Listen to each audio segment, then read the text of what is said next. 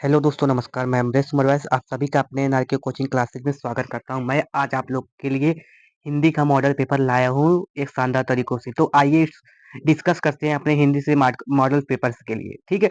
तो जो कि हमारे 2026 में बहुत ही इंपॉर्टेंस होने वाले हैं।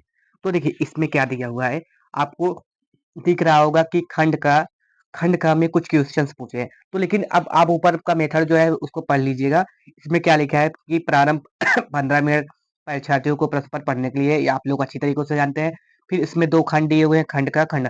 यहाँ तक तो हमको कोई भी ज़रूरत होता नहीं, पढ़े या ना पढ़े लिखना शुरू कर सकते हैं। तो लेकिन उसके बाद खंड का हम जब पहुँचते हैं तो खंड का में हम क्वेश्चन दिखा कि हिंदी साहित्य में 1918 से 1938 ईस्वी तक किस काल के अभिगीत किए गए हैं। तो हम इसको बताएँगे, आंसर क्या होगा, शुक्ल युग। क्या होता है? शुक्ल युग। आप लोग टिक करते जाइएगा। कहानी विधा का उदाहरण है अपना अपना भाग्य। कहानी विधा का उदाहरण कौन सा होता है दोस्तों? अपना अपना भाग्य कहानी विधा का उदाहरण होता है। उसके बाद भारतेंदु के सहयोगी थे। अब भारतेंदु के सहयोगी कौन थे आप लोग बताइए? भारतेंदु के सहयोगी बाल कृष्ण भट्ट जी हैं। कौन? बाल कृष्ण भट्ट जी हैं। एक सिंपल तरीकों से समझ लीजिएगा। इसमें आप लोग को जहाँ पे जो एग्जाम्पल मैं बता रहा हूँ टिक ले लीजिएगा। उसके बाद किस रचनाकार के निबंध प्राय स्मरणात्मक है? तो हम बताने चाहते हैं कि महादेवी वर्मा। महादेवी वर्मा जी जो हैं उनका निबंध जो है आज भी स्मरणात्मक है। निबंध हम लोग याद करते हैं। उसके बाद राजा शिव प्रसाद सितारे हिंद के रचनाओं की भाषा शैली है। तो हम कहना चाहेंगे राजा जो शिव प्रसाद सितारे हिंद की भाषा जो शैली थी फारसी था। अब देखेंगे कि क्या फारसी दिख रहा है, तो हमें दिखा कि हाँ भैया यहाँ तो फारसी दिख रहा है, वो भी फारसी प्रधान दिख रहा है। तो वो क्या थे? फारसी प्रधान। ठीक। स्थूल। अब हम सेकंड क्वेश्चन पे अभी मैंने क्या किया, 5 नंबर कवर कर लिया है। उसके बाद अब 5 नंबर और कवर करेंगे, सिंपल। उसके बाद 5 नंबर में कवर क्या करना है कि स्थूल के प्रति सूक्ष्म का विद्रोह किस काव्य आंदोलन के लिए कहा जाता है? तो क्या किस आंदोलन के लिए कहा जाता है दोस्तों, बताओ। हम बताएंगे कि इसको, हम जब ऐसा क्वेश्चन आए तो छायावाद लगाएंगे। क्या लगाएंगे? स्थूल के प्रति सूक्ष्म विद्रोह किस काव्य आंदोलन के लिए कहा जाता है? छायावाद। उसके बाद सेकंड ख में आ गए कि नई कविता की आधारभूत विशेषता है। तो नई कविता का आधारभूत विशेषता क्या होता है? वो होता है वह किसी भी गर्दन के साथ बंधी हुई नहीं है बाबा। समझ लेला। उसके बाद आगे का क्वेश्चन क्या है दोस्तों? आगे का क्वेश्चन प्रकृति की सुकुमार कवि किसके कवि? प्रकृति के सुकुमार कवि कहा जाता है। तो बताना चाहेंगे पंत जी प्रकृति के सुकुमार कवि के नाम से जाने जाते हैं। उसके बाद सिंपल तरीके से आप लोग पढ़ सकते हैं। आगे का क्वेश्चन कौन सा बच्चा है कि हे भैया एक भारतीय आत्मा किसे कहा जाता है? भारतीय आत्मा। अब भैया भारत के भूत, ऐसे ट्रिक बना लीजिए कि भारत के भूत। अरे भैया ये रहे भारत के दूत। कौन था भारत के दूत? माखनलाल चतुर्वेदी भारत के आत्मा है। ठीक। कह दिया आत्मा माखनलाल चतुर्वेदी, सिंपल याद। उसके बाद प्रयोगवादी कवियों के राह को अन्वेषी किसने कहा है? ओ भाई बताओ ना कि प्रयोगवादी कवियों के राह को अन्वेषी किसने कहा है? सच्चिदानंद वात्स्यनज्ञे। सिंपल नाम से कहूँ अज्ञे। ठीक। उनका पूरा नाम सच्चिदानंद हीरानंद वात्स्यनज्ञे। ये सब याद करने की जरूरत नहीं है, सिंपल तरीकों से अज्ञे याद कर लीजिए। और अंगा में भी अज्ञे ही सही होगा। आप इन सभी 10 क्वेश्चन को लाइन बाय पुशअप कर लीजिएगा हमारी वीडियोस को। उसके बाद इन सभी को लिख लीजिए, मतलब पुश करने का मतलब रोक लीजिएगा। आप लोग हिंदी के स्टूडेंट है तो मैं भी नहीं समझ पाया हूँ भैया, तो वीडियो को रोकिएगा। उसके बाद अच्छे से समझिएगा और उसको नोट कर लीजिएगा जो जो भी मैंने अभी लेखक का रचयिता का नाम बताया। अब सेकंड क्वेश्चन में जब पहुंचे तो सेकंड क्वेश्चन में हमारा थर्ड वाला क्वेश्चन क्या है कि निम्नलिखित गद्यांश का संदर्भ देते हुए किसी एक के नीचे दिए गए प्रश्नों का उत्तर दीजिए। कह रहा है कि नीचे तुमको कुछ गद्यांश दिया हुआ है, उसका संदर्भ देना है और किसी एक का, मतलब किसी एक पंक्ति का हमें देना है आंसर।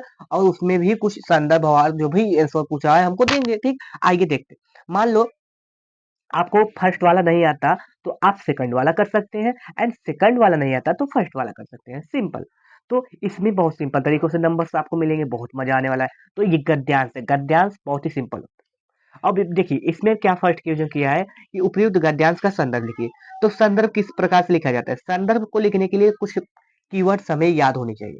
कीवर्ड्स क्या होते हैं कि प्रस्तुत पद्य खंड हमारी पाठ्य पुस्तक, लेकिन पद्य मैंने लगा दिया तो ये गलत हो गया। गद्य के लिए गद्य लगाया जाता है, या प्रस्तुत गद्यांश हमारी पाठ्य पुस्तक हिंदी के भाग्य उदय नामक पाठ से लिया गया है, जिसके रचयिता फला फला फला जी हैं। मतलब जो भी रचयिता का नाम होगा वो लिखेंगे। तो ये देखिए फर्स्ट वाला आपको भाग्योदय, देखो आप जब पढ़ेंगे ना उसमें खुद ही लेखक का नाम आपको दिख ही जाएगा, सिंपल तरीकों से मिल ही जाएगा, ज्यादा ढूंढने की आवश्यकता नहीं पड़ेगी आप लोग को, ठीक है। तो इसमें आप लोग सिंपल तरीकों से इसका भाग्योदय लेसन का नाम जानेंगे। और भाग्योदय के रचयिता कौन से हैं?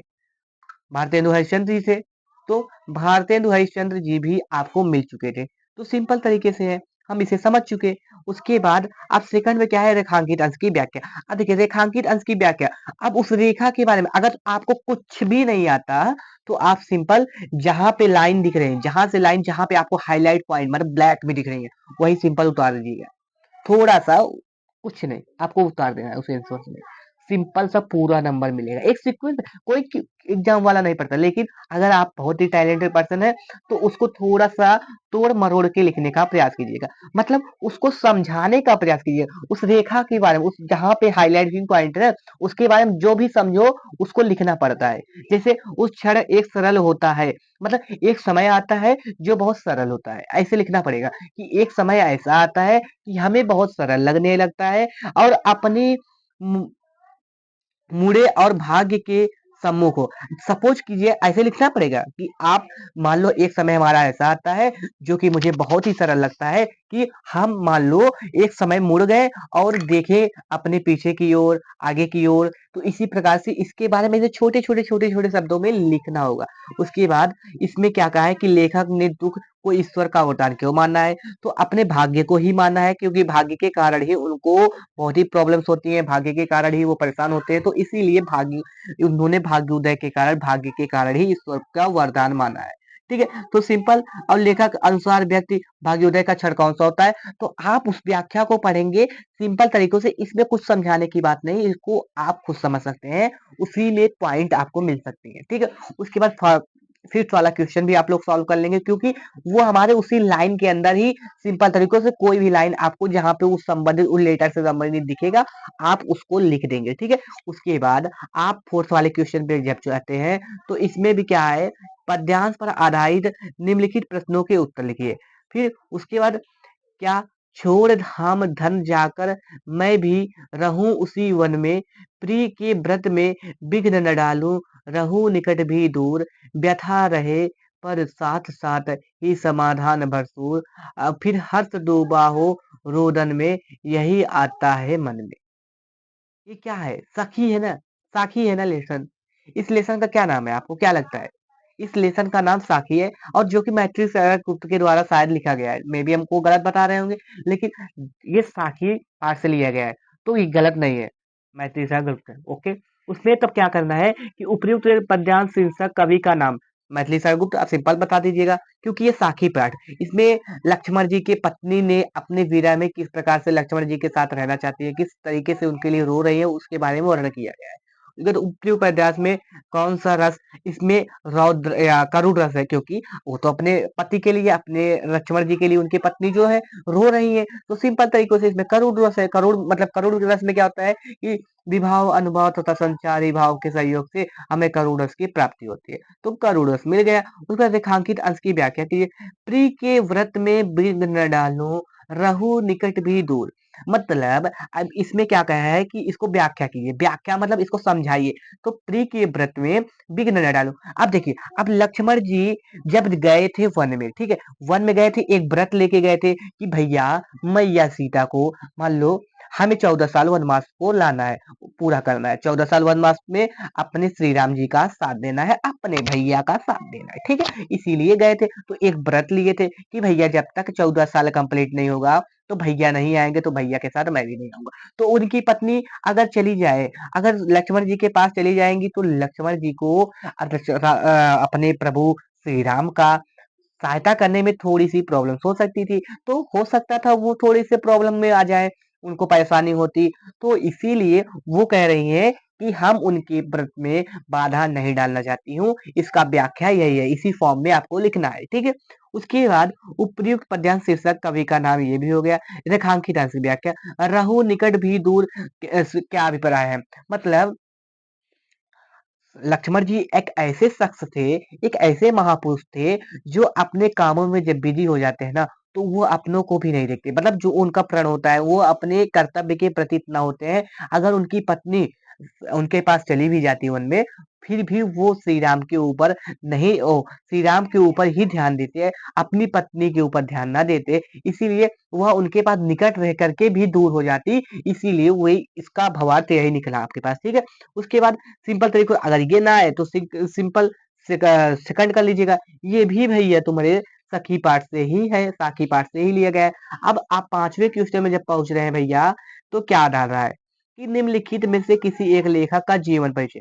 अब जीवन परिचय देखो, इसमें जो दिया है आप लोग को, इसमें किसी को नहीं याद करना है यार। मैथिली शरद गुप्त का याद कर लेना, महादेवी वर्मा का याद कर लेना। अगर ये अच्छा ठीक है, ये क्या है, जैनेन्द्र कुमार, हजारी प्रसाद द्विवेदी, हरिशंकर प्रसाई, हजारी प्रसाद द्विवेदी का याद कर लेना, एक जैनेन्द्र कुमार का याद कर लेना, सिंपल।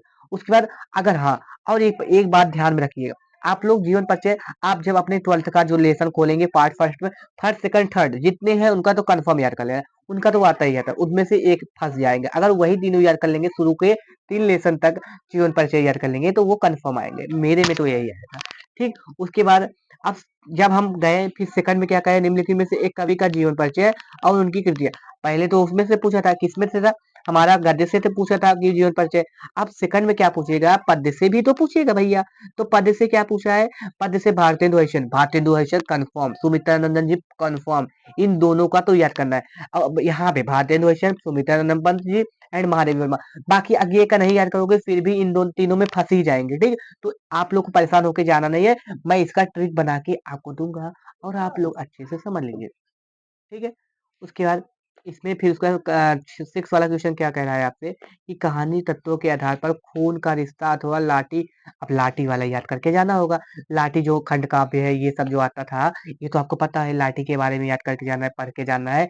याद करके नहीं, सिंपल तरीकों से उनके स्टेप को पढ़ना है और सिंपल तरीकों से एग्जाम में जाके लिख देना है। लाठी खंड काव्य आपने किताब में दिया होता है, वो लास्ट में दिया होता है या फर्स्ट में ही दिया होता है, सीरीज में जब खोलेंगे तो आपको मिल जाएगा, ठीक है। वो पढ़ लीजिएगा। स्वपथित खंड काव्य के आधार से किसी एक का संचित अलौकिक खंड काव्य। देखिए, इसमें हमें सत्य की जीत पढ़ के चले जाइएगा, ये कंफर्म आता है, ये हमारे ही जौनपुर के या हमारे यूपी बोर्ड में लिखा जाता है। तो सिंपल तरीकों से सत्य की जीत आप लोग पढ़ के जाइए, जिसमें महादेव गांधी जी के बारे में वर्णन किया गया है। आप सिंपल तरीकों से इसे लिख सकते हैं, ठीक है। अब उसके बाद ये 8वां वाला क्या है कि निम्नलिखित संस्कृत गद्यांश के संदर्भ हिंदी में ये देखो याज्ञवल्क्य पाठ से लिया गया है, तो इसका हमें क्या करना है, ट्रांसलेट करना है। तो आप लोग इसे अच्छे से पढ़े होंगे, मुझे तो पता है। देखो, याज्ञवल उच्चाव न और मैत्री पत्यो कमाए पति प्रियो भवती। तो देखो, मैं ये आपको अपने क्लास के लेक्चर में जरूर से जरूर एक्सप्लेन कर दूंगा। ये पंक्ति आप पढ़ के जाइएगा और सिंपल तरीके से अच्छे नंबर्स लाइएगा। उसका 9th वाला क्या कहा है कि निम्नलिखित में से किन्हीं 2 प्रश्नों के संस्कृत में उत्तर दीजिए। तो संस्कृत में उत्तर देना है। अब इसमें आप लोग संस्कृत में इस क्वेश्चन का आंसर दे सकते हैं सिंपल तरीकों से। विद्यार्थी क्या किम तजीद। अब देखो, विद्यार्थी क्या त्यागता है, अब हम कहेंगे सिंपल तरीके से अपने ध्यान बनाएंगे कि विद्यार्थी हमारा जो है निद्रा त्यजेति या और कुछ त्यजेति, मतलब सिंपल तरीकों से ऐसे अपने क्वेश्चन का आंसर बना सकते हैं, आप खुद से ही बना सकते हैं। फिर इसमें आप ऐसे आंसर बना सकते हैं। फिर निम्नलिखित में से किसी एक विषय पर निबंध लिखिए। 11th वाले क्वेश्चन में निबंध लिखना है कि आता हुआ समस्या और समाधान, सिंपल तरीकों से आप इन सभी को लिख सकते हैं। तो इसमें हमें कुछ देखना नहीं है। एंड संधि विच्छेद पढ़ाएंगे क्लासेज में और अच्छी तरीकों से, सिंपल तरीकों से। देखो, नेधन अनम, नेधन अनम यहाँ पे क्या है, नैनम का संधि विच्छेद क्या होगा, क्या होगा, ने धन अनम, ये होगा, या नए धन अनम, या नए धन अनम क्या होगा, ने धन अनम होगा, ठीक है। इसको आप लिख सकते हैं। उसके बाद यहाँ पे उत धन लेखा है तो क्या हो जाएगा, उद्लेखा, ठीक। तो आप लोग इसे अच्छी तरीकों से सॉल्व कर सकते हैं और समझ सकते हैं। जैसा कि मैंने आप लोग को क्लास 12th का हिंदी का मॉडल पेपर बहुत ही अच्छी तरीकों से समझा चुका है, और आप लोग को क्लासेस में लगातार चीज़ों को मैं बताता रहूँगा और जिसे आप लोग अच्छी तरीकों से समझ सकते हैं। तो थैंक यू सो मच दोस्तों। एंड हमारे चैनल को आप लोग सब्सक्राइब। एंड अगर कोई भी प्रॉब्लम हुआ हो, आप लोग बताइए। ये लास्ट की क्वेश्चन अभी हमें आपको पढ़ाना है, इसीलिए मैंने इसको एक्सप्लेन अच्छी तरीकों से नहीं किया। तो धन्यवाद।